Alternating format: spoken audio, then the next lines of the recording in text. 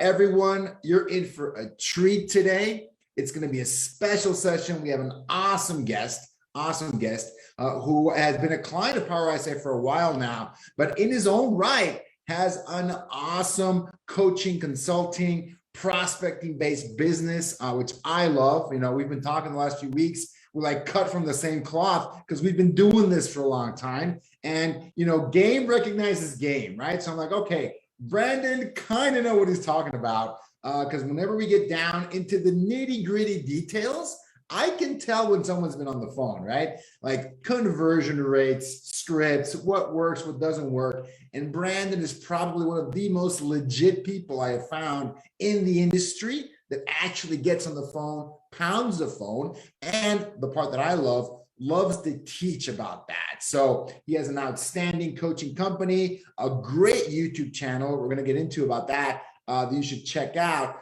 But without further ado, we have Coach Brandon Mulrennan here. Brandon, introduce yourself to the audience. Who are you? Why did you get so good at the phone? And why are you here? Yeah. So first off, thanks for having me. You know, you and I, we've been in really good conversations last couple of weeks. And we're working on some really cool things. And I'm just excited to be part of your community. So I've been in this industry now. This is my 18th year. And I grew up for the first half in the mortgage business. And the company in which I started working at, right pretty much outside of high school. I mean, I was 19 when I started there.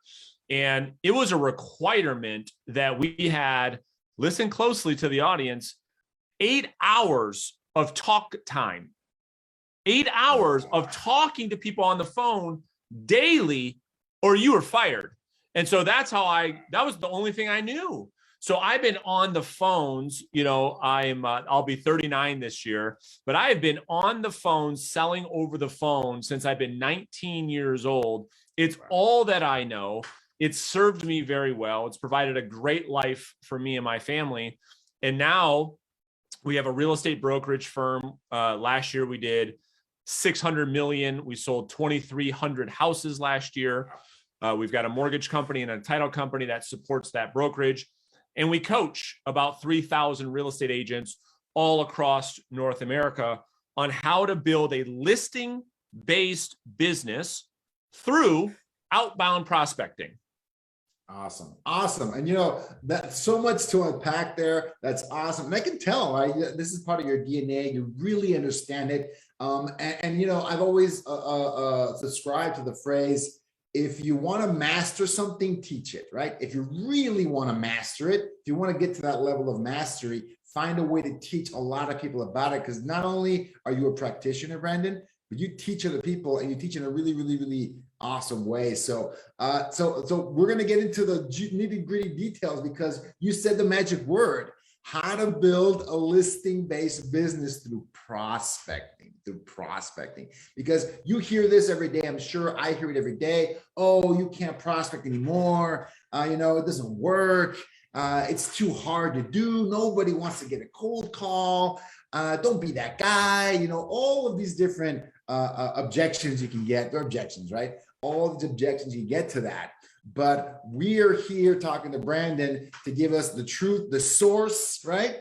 Brandon, this is 2022. This is not 2015 back in the day, right? This is 2022. If I want to build a listing-based business through prospecting in 2022, what should I be doing? What do you recommend to your students, to your audience, to your agents in your brokerage? What are they doing that's being successful for them right now?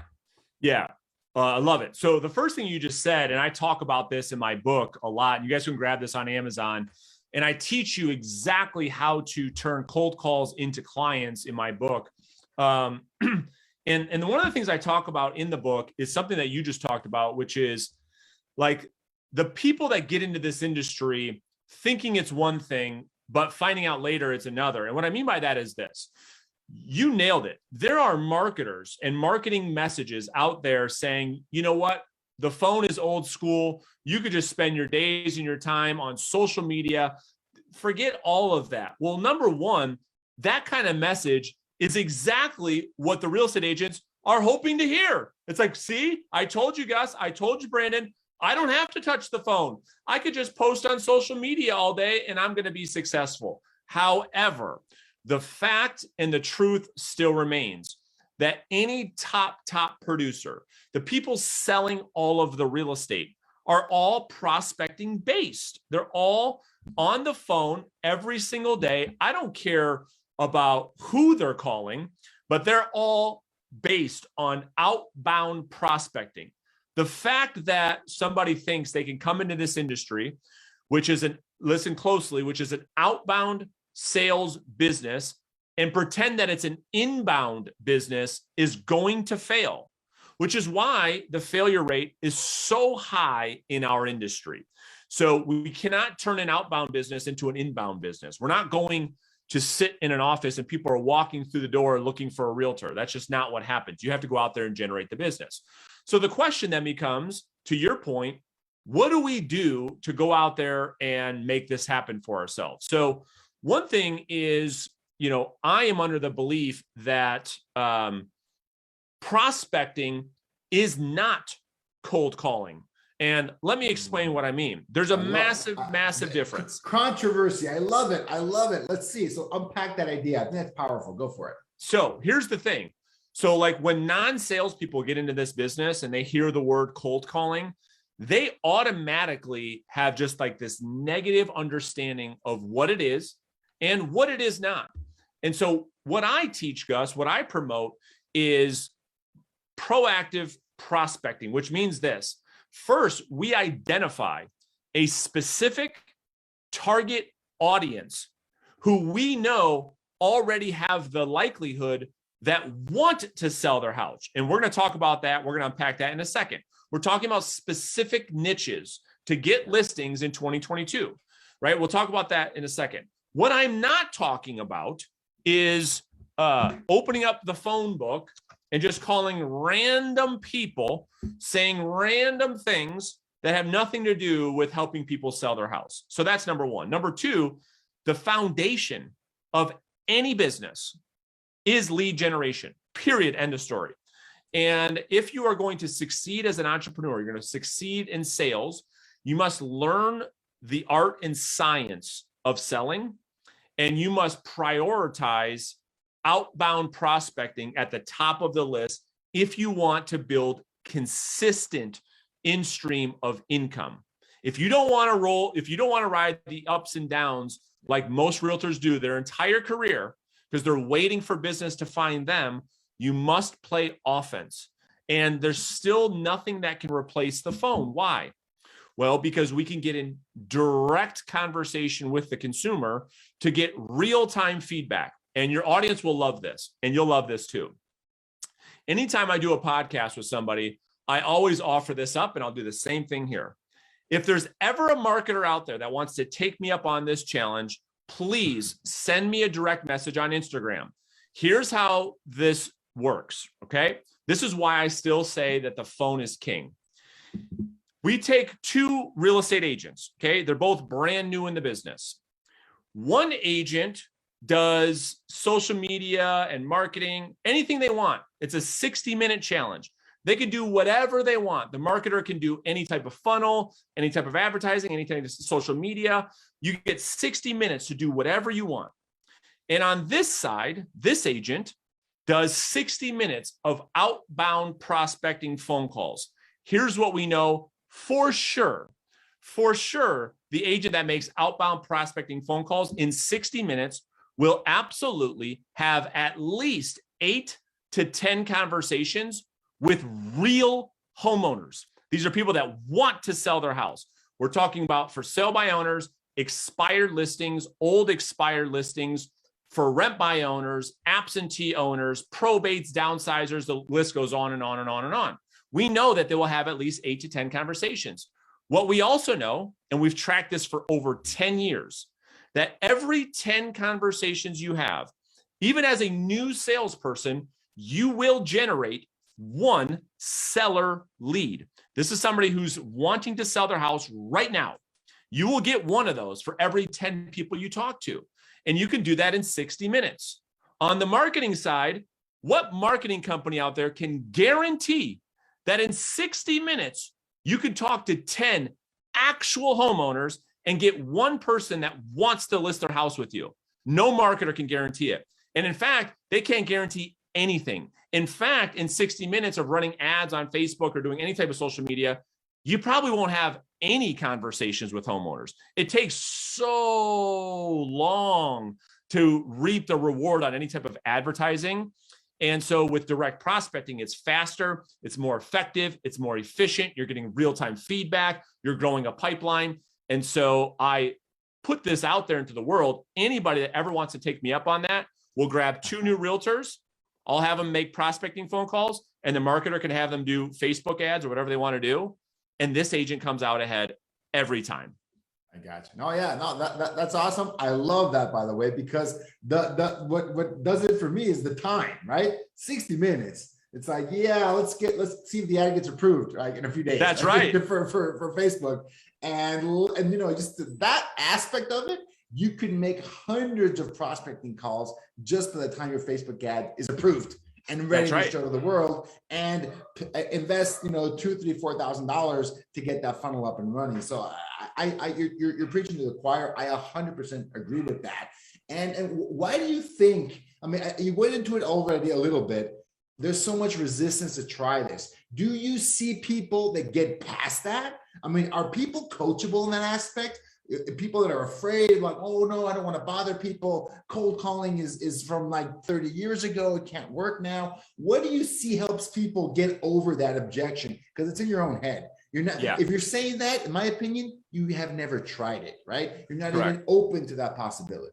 There's really 3 things that come to mind. One is, you nailed it. Like the person who is giving the advice that it doesn't work, or has never tried it, right? They have just what they think it is and what they think is going to happen is not what's actually happening. In other words, if you look at the people that are earning $1 million or more in net taxable personal income, we're talking about solo realtors. We're not talking about huge teams. We're not talking about huge brokers. We're talking about solo agents that make a personal net income taxable over $1 million.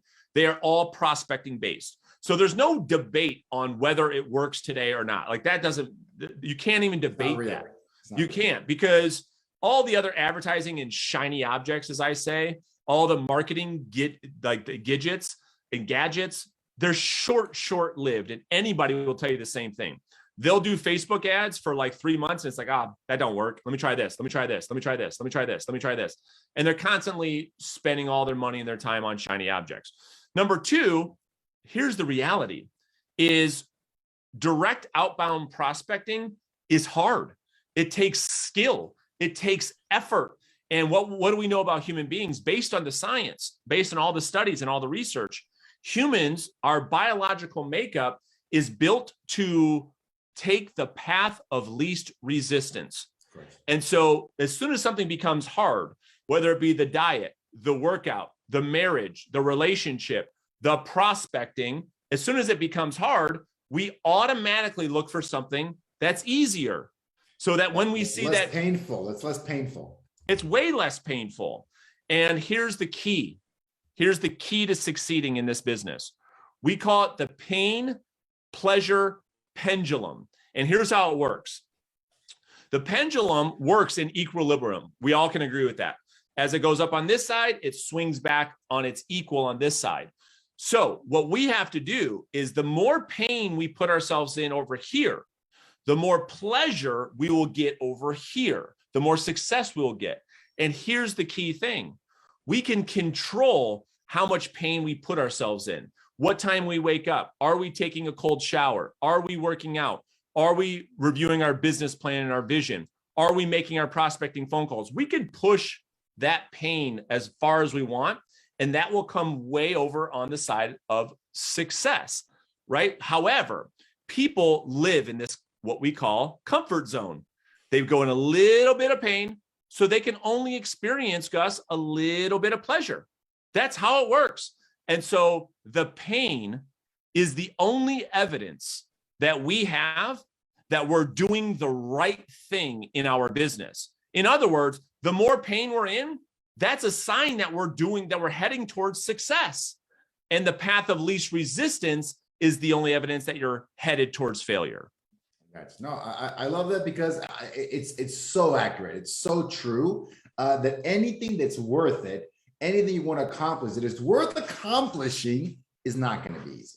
That's anything right. You try, whether that's sales, whether that's life, whatever you want to do, but particularly as a business owner, when you're in sales, when you're in real estate, I think you really got to understand that the more comfortable you are getting outside your comfort zone, the more likely you open up these possibilities of success. Otherwise, you're not even giving yourself a chance, not even giving yourself a shot at being successful. So, Brandon, you mentioned a lot of different niches, a lot of different lead sources out there that are all prospecting based. We're not talking about calling the phone book or geo-farming. We're not talking about those kinds of prospecting. These results and these numbers come from being targeted, right? Looking for people that have high likelihood of being homeowners, high likelihood of having a desire to sell. How do you, let's say I want to kickstart my business. 2022 is the year. I want to be prospecting based. Where should I start as someone new to this kind of prospecting game? What do you recommend for folks like that?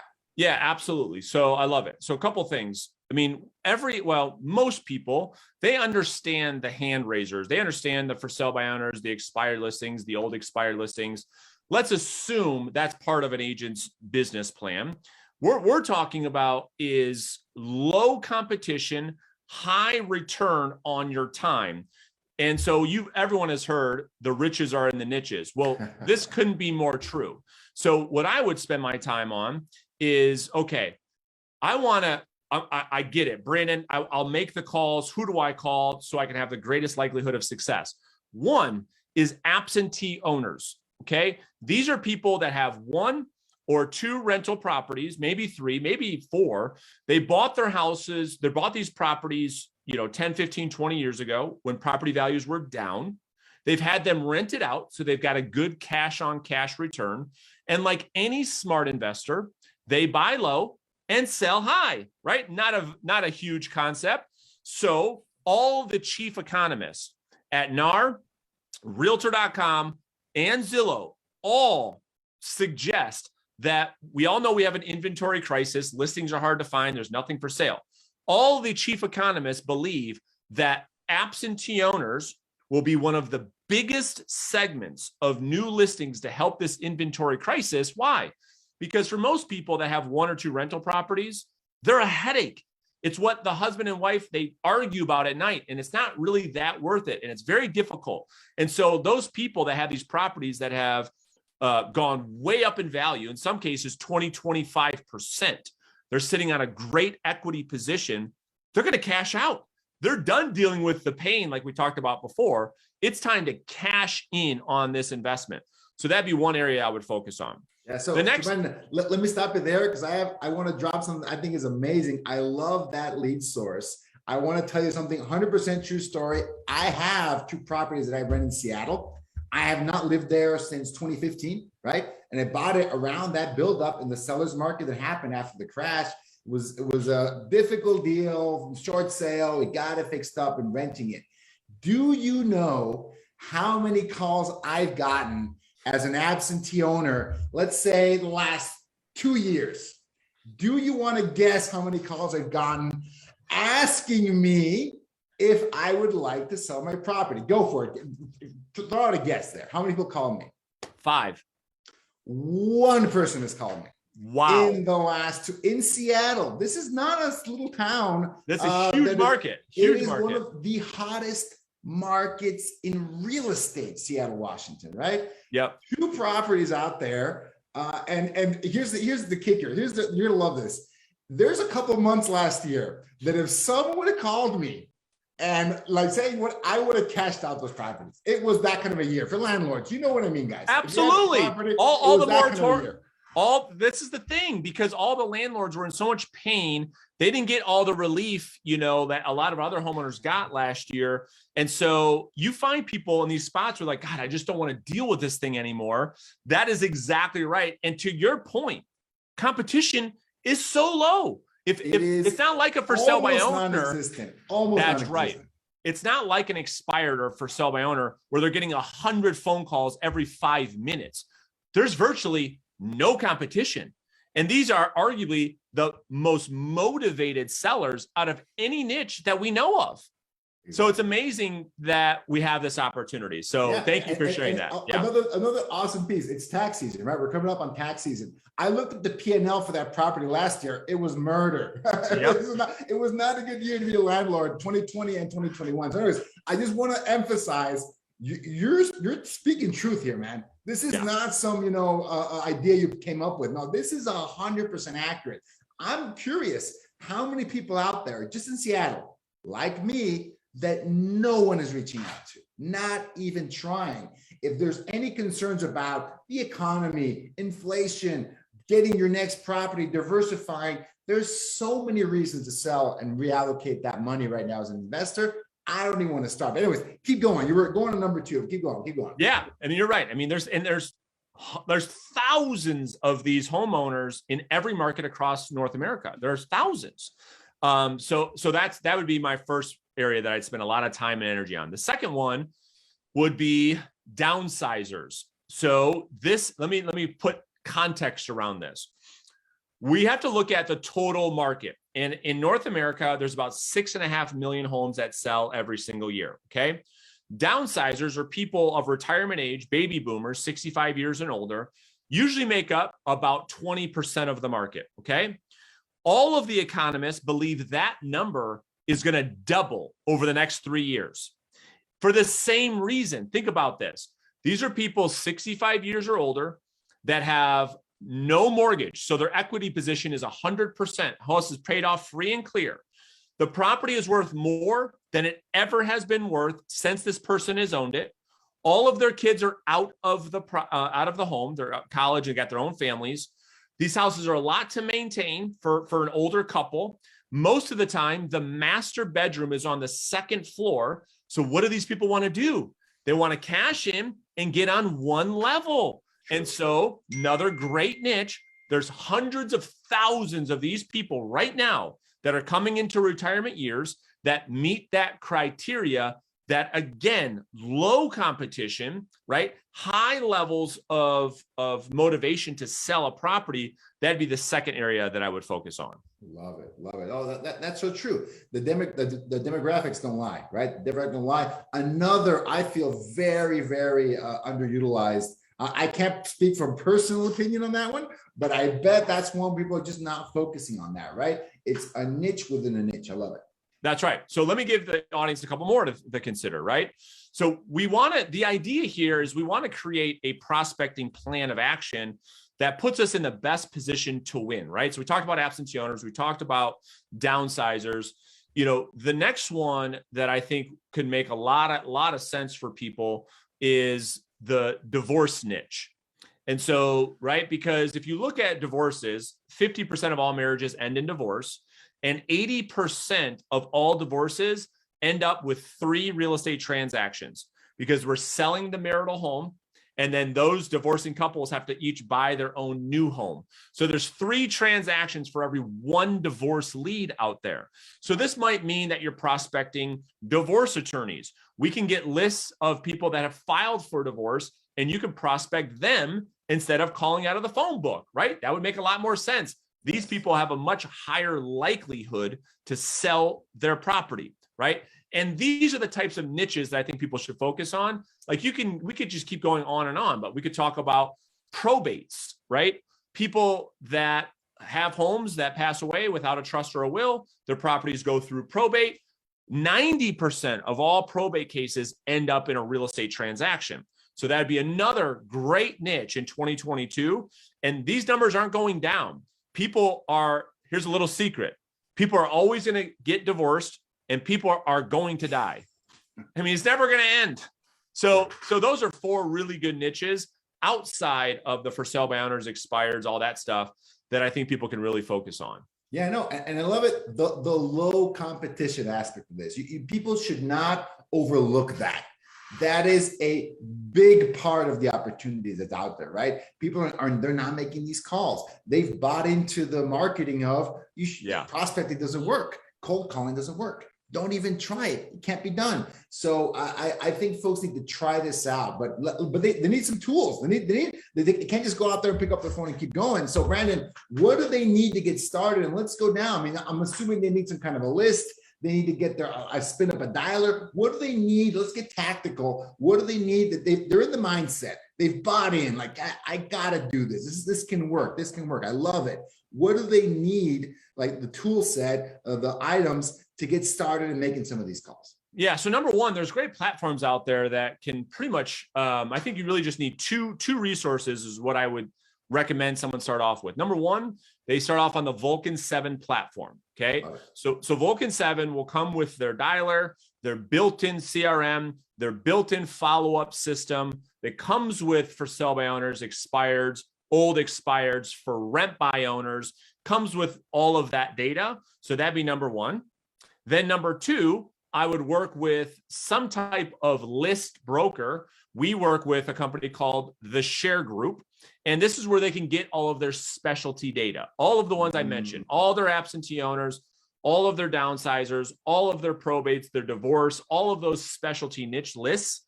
They can get those lists from a Share Group, upload that into their Vulcan 7 dialer platform, and they're good to go. I mean, they have thousands and thousands of leads. They'll never run out of prospects. That would be on the tools side, right? Then the other side is on the skill set side, because the other question, right, is what do I say and how do I open these conversations? So let's get into that. Yeah. So at the base, the reason why people don't want to like reach out and feel uncomfortable, like I'm interrupting people, and I don't want to come across as like so salesy, is because they don't understand the science, right? They're so worried about being rejected because we're social creatures.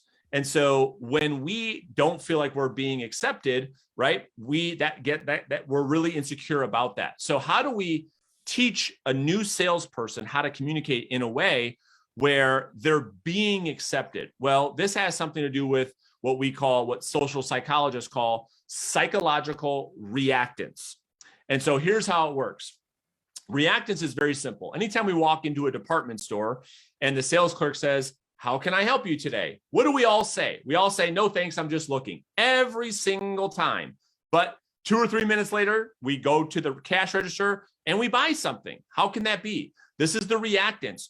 Reactants is when somebody feels like their ability to make their own decision, or that they're being pressured to do something against their own will, that they react towards it.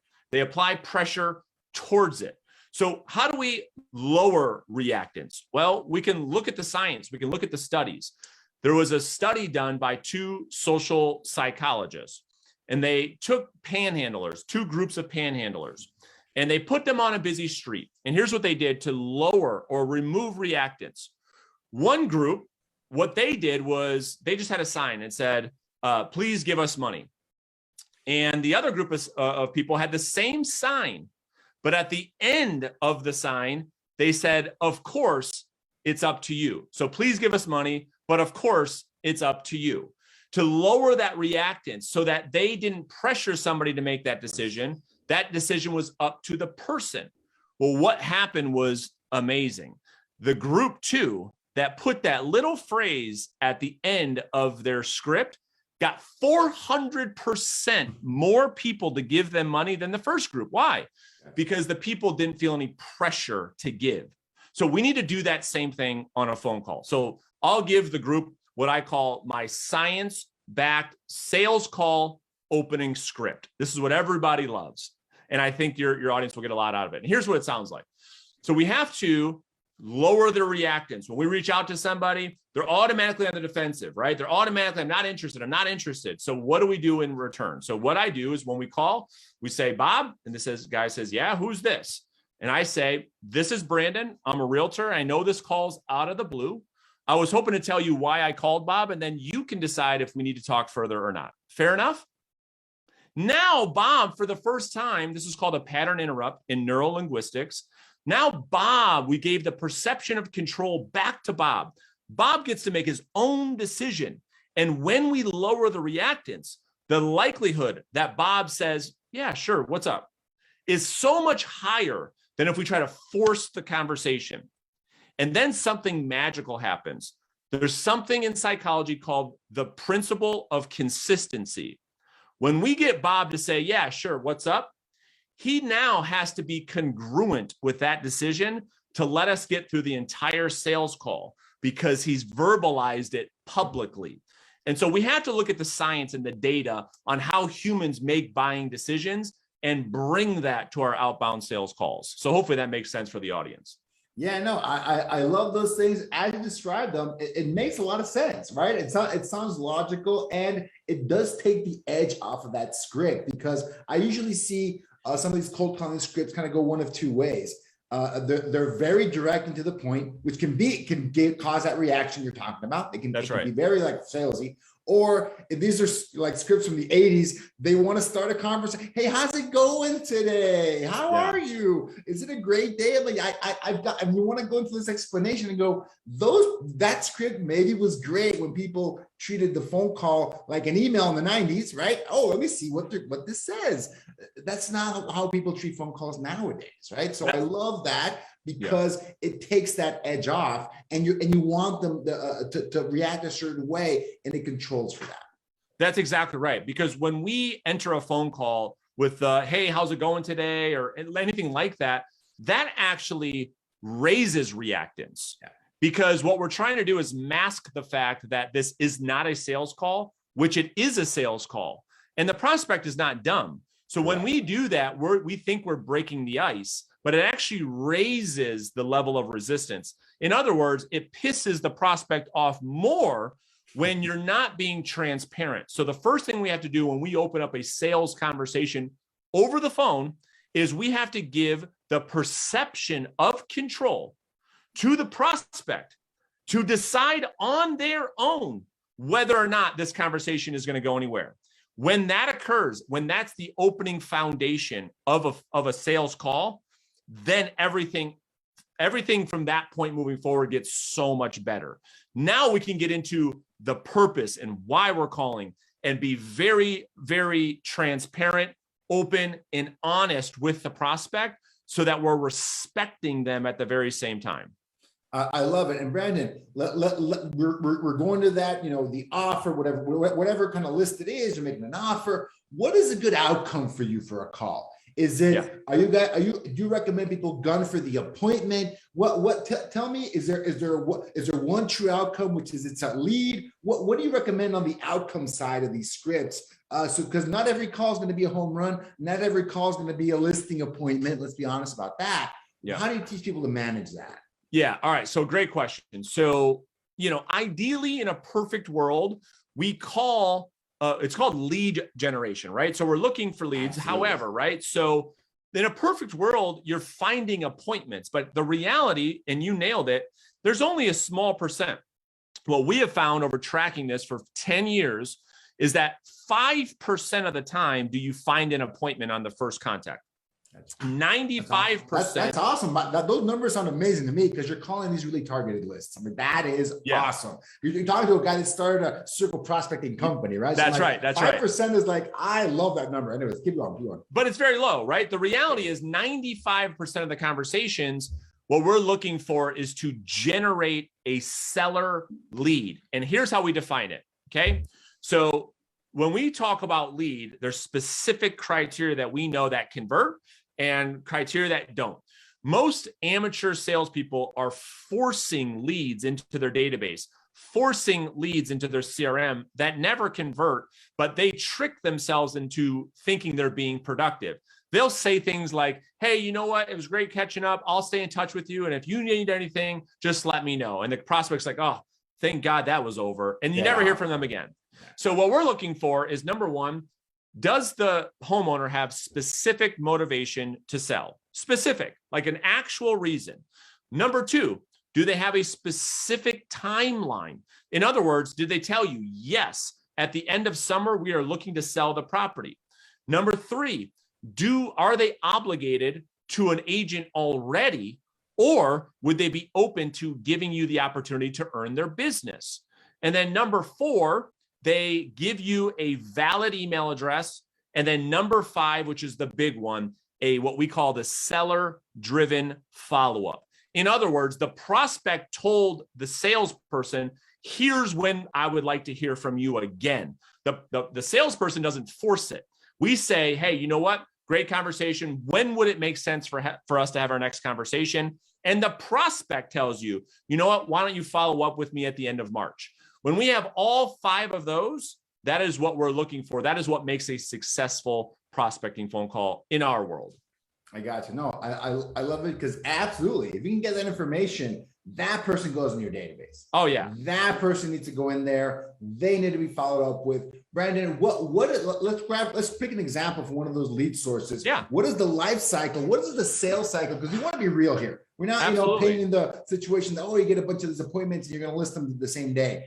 What is a typical, how do you set that expectation, what that sales cycle should look like for absentee, pick whichever one you've got fresh, on the follow-up sequence it takes, and when you should reasonably expect that person to make that decision, list that property.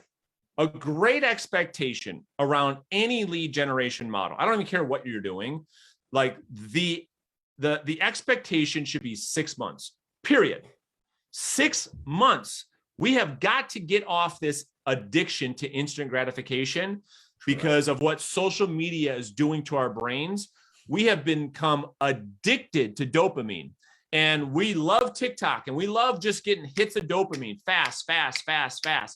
In sales, as we build a pipeline, it doesn't work that way, especially in real estate. So can things happen before 6 months? For sure, but a good expectation for what I call pipeline maturity, meaning every day you're having 20, 30 really good conversations, you're putting 2 to 3 really good leads into the database, and you're following up. In about 6 months, you can start listing properties on a consistent basis, every month, from nurturing that database that is now turning over. Because here's what it looks like with absentee owners. I give the analogy all the time with like people that sell cars. So when you go lease a car, you do a 2-year lease on a car. Well, in 2 years, we know something has to happen again. You got to turn that back in and get a new car. Well, a great car salesperson knows this, and they says, wait a minute, if I lease 20 cars a month, I know in 2 years, there's 240 people that I sold cars to 2 years ago that all have to get cars again. So if I stay in touch with them, I can build this massive pipeline. We can do the same thing with absentee owners. So as we're having 20, 30, 40 conversations a day, we're finding out when is their lease up with their current tenant. Yes. And that is what builds our momentum with our follow-up to say, okay, I'm doing this month after month. When it comes May, I got 14 people with leases that all come up in May. And then as soon as they hit that, I mean, the sky's the limit. Then they can start getting consistent listings month in and month out. Yeah, no, I love that. And this reminds me of a client that we have based out of New York City, that this is how they run their bit. They're like, and there's no MLS, like true listing platform in New York City. They go off the advertisement for the rental, right? That's like, right. Okay, if you put it up to rent in January, guess what's going to happen next January? They're either going to renew or they're not, right? So I love that because that's a great way to prospect these kinds of leads, because it is very regular business. It can be, right? So absolutely, the more people in that list, the more people you're actually in that pipeline, some of them are going to close. Just make that list as big as humanly possible, and it's going to generate business for you every single month. I love that. I absolutely love that. So Brandon, what are we missing here? What are the pitfalls? What are the not so obvious parts of this process that people need to focus on? Because everyone can jump into this really excited, man, Brandon gave me all these tips, boom, boom, boom. What are they going to hit on those first few weeks, those first few months that they have to get through? Yeah, there's really 4 levels that they're going to go through, and I call them the 4 levels of learning. And every person goes through this when they start anything new in life. and everybody probably knows them. Level 1 is what we call unconscious incompetence. You don't know what you don't know. You're just excited to start the new thing, right? You started a new job, you started a new relationship, you started this new lead generation thing, you just hired an ISA. It's like, yay, I'm excited. All you can see is like, okay, I'm going to become successful. So that's level 1. You don't know what you don't know, right? Correct. Then you get into level 2, which is conscious incompetence, meaning it's like, oh no, now he started to make these calls and I suck at this. Like, this is way harder because I just saw guys that have been doing this for 10, 20 years. They're crushing it, but we forgot they've been doing it for 20 years. So we're by ourselves in our underwear at home making these calls. And it's like, God, this is so hard. So that's called deception. This is where 90% of the people quit and they fail to give up. Absolutely. So, right. Then we get into level 3, which is we're consciously competent. This is like the little kid that's riding the bike and he's like, Dad, I can do this. He's not falling over, but he's not great. He's not doing little flips like little Johnny, right? He can ride it, but he's not falling over. That's level 3. And then level 4 is unconscious competence. It's like driving a car, right? Most adults can drive a car, put makeup on, drink Starbucks all at the same time and not crash. Like, they're so good at driving, they don't have to think about it. And so that's where, like, when you sell over the phone for so long, like I do this with all my clients on YouTube. I call in their market that I've never been to. I call in Seattle. I don't know anything about Seattle. I don't know one road in Seattle. And I can pick up the phone here in Detroit, Michigan, and set appointments and generate leads because of how many phone calls I've done and understanding the psychology of the conversation and understanding what their buyer motivations are. And so I can just ask questions based on the Socratic method, right? And understand and get somebody to open up. And so those, I think, is a good expectation of what you have to go through to make this really work. Yeah, no, I love that. Every part of that. That is so true. That is so true. You know, and I've got little kids. I got a 2-year-old. Seeing them learn to walk, I go, that's how you learn things. Like, that's right. How and they just have the drive. It's instinct, right? They just have the drive to pick themselves up and try again. And when they start walking, they suck at it, right? They're like little walking death traps because you can fall and trip over anything. But it doesn't even occur to them they can quit. There is no other way than forward and to just get better at it, a little bit better every single day. And you blink and they're running around all over the place, right? So yeah, it's hard for us to remember that's the process. Let me add this. That the drive is so important. Yeah, go for it. Yeah, let me add this to the conversation. What I always tell an agent that I coach is the learning is in the doing. The learning is in the doing, meaning you get better through the failure, through the repetition. You don't get better on the sideline. You get better falling off the bike, scraping the side of your face because you know the feeling. It's like, oh, I know that feeling. I'm going to fall. So you only get better through doing. That's a huge myth. People think they want to like spend all their time getting ready to make the perfect call. Doesn't exist. That's number 1. Number 2, here's another myth and another secret that I'd share with the audience. It's they think that because they don't like prospecting, that prospecting has no value. What they don't understand is the people at the top of their game. Look at an elite athlete. They hate working out. You don't have to like the pain. You just have to like the result it gives you. Every top salesperson, you don't have to love prospecting. I talk about this in my book. You just have to love what prospecting gives you back, right? So that's another key thing. It's like, oh, this is so difficult. I'm just going to go do what I love. And I'm going to make sexy, images on Canva and post them on Instagram all day because I like that. But that's the opposite of what successful people tell you. What successful people tell you is like, I don't like waking up. I hate going to the gym, but I like making $50 million a year being the quarterback of the LA Rams. I like that a lot. So what are you willing to put up with to get to what you want? And that's the key to success. I think we have to stop tricking ourselves that like the road to success is all sunshine and rainbows. It is a fucking nightmare to get to where you want to go. Yeah, 100%. And I do want to throw out this. I will say this. it gets easier.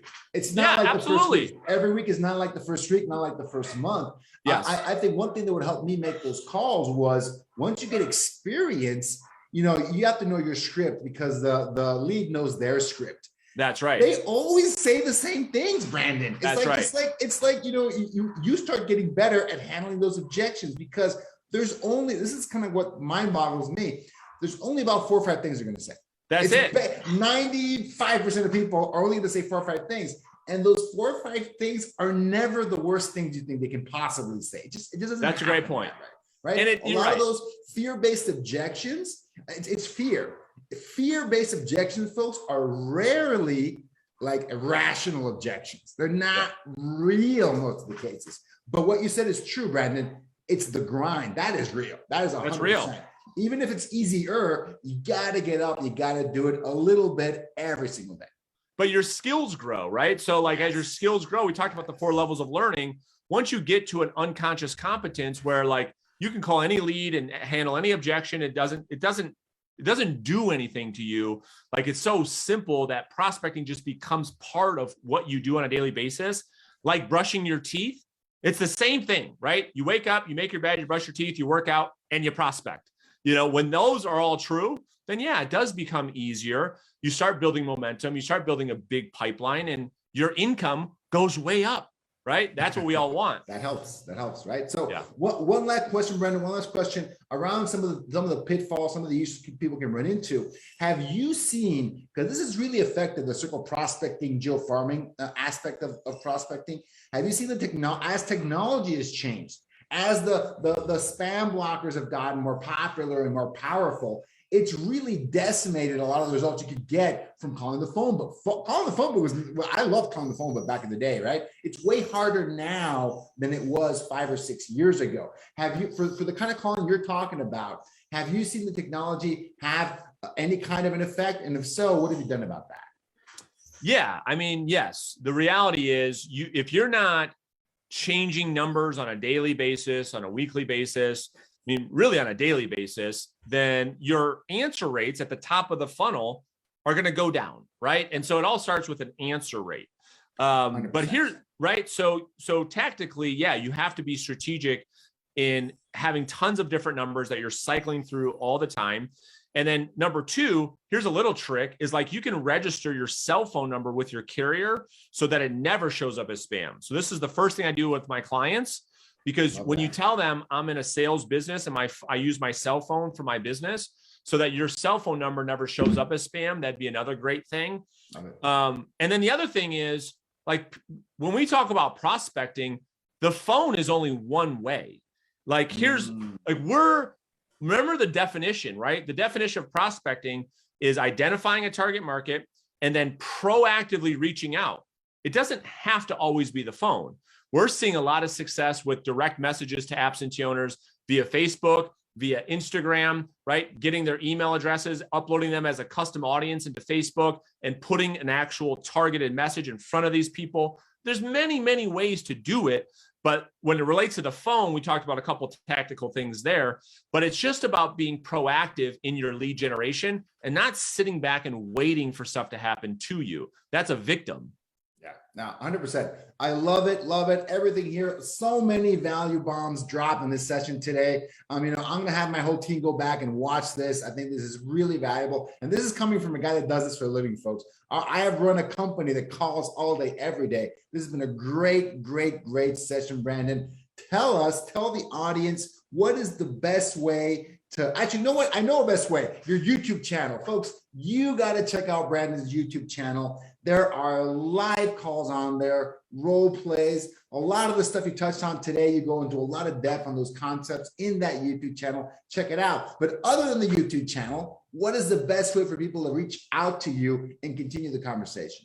Yeah, Instagram. So just send me a direct message on Instagram with any questions, anything that you're having challenges with, and I'll get back to you. You can go there, or you can go to our website, reverseselling.com, and you can look at all the work that we do. Awesome. Thank you so much, Brandon. I appreciate you. Thank you so much. And like Brandon said at the beginning of this session, look out in the future for a collaboration between Power ISA and Brandon's company. You know, we got some stuff cooking coming up in the near future, so look out for that. Thank you so much, Brandon. Thanks. Appreciate you having me.